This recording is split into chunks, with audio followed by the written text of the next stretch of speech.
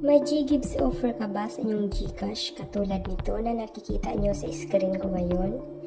So, pwede yan nating igawing cash or GCash. So, hindi lang siya pang shopping sa mall.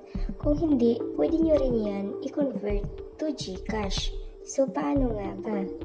So, let's go.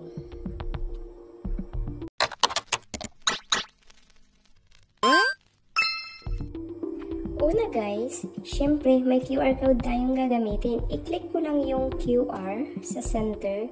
Then dito sa upload QR, pindutin natin yan at nakasave na dito ang ating QR na gagamitin para ma-cash out ang ating G-Gives.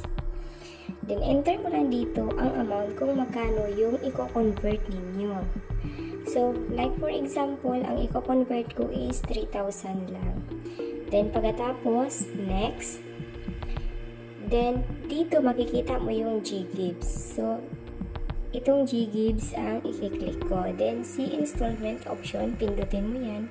At dito makikita kung ilang buwan mo pwedeng bayaran. So, may 6 months and 2 months. So, flexible yung 6 months. So, i-check I agree, then pay with G-Gives. So, ganoon na siya kasimple.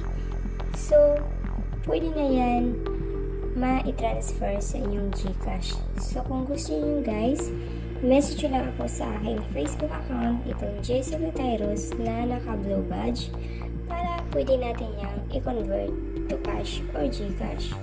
So, salamat sa panonood. Kung may natutunan ka sa video na to, please paki-subscribe na rin ang aking channel para ma-update ka sa aking next upload na video. Thank you for watching!